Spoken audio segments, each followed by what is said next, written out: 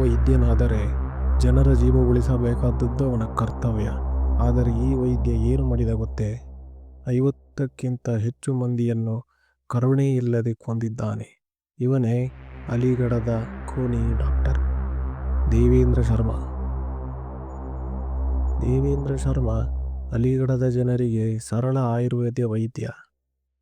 ಆದರೆ ಮುಖವಾಡದ ಹಿಂದೆ ಕ್ರೂರ ಸೀರಿಯಲ್ ಕಿಲ್ಲರ್. ಇವನು ಟ್ಯಾಕ್ಸಿ ಡ್ರೈವರ್ಗಳನ್ನು ಸಿಕ್ಕಿಸಿ ಅವರನ್ನು ಕೊಂದು ಕಾರು ಮಾರುಬಿಡುತ್ತಿದ್ದ. ಡ್ರೈವರ್ಗಳ ಶವಗಳನ್ನು ಮೊಸಳೆ ಇರುವ ಕಾಲುವೆಗೆ ಎಸೆಯುತ್ತಿದ್ದ. ಮೊದಲು ಕಿಡ್ನಿ ಮಾರಾಟದ ಕಳ್ಳ ಸಾಗಾಣಿಕೆ ಮಾಡುತ್ತಿದ್ದ. ಅದರಲ್ಲಿ ಸಿಕ್ಕಿಬಿದ್ದು ಜೈಲಿಗೂ ಹೋದ. ಹೊರ ಬಂದ ಮೇಲೆ ಇನ್ನಷ್ಟು ಕ್ರೂರನಾದ.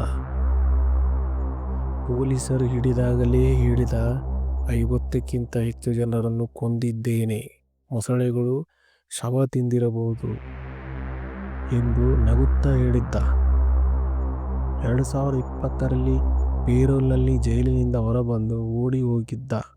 ಆದರೆ ದೆಹಲಿ ಪೊಲೀಸರ ಕೈಗೆ ಕೊನೆಗೂ ಸಿಕ್ಕಿಬಿದ್ದ.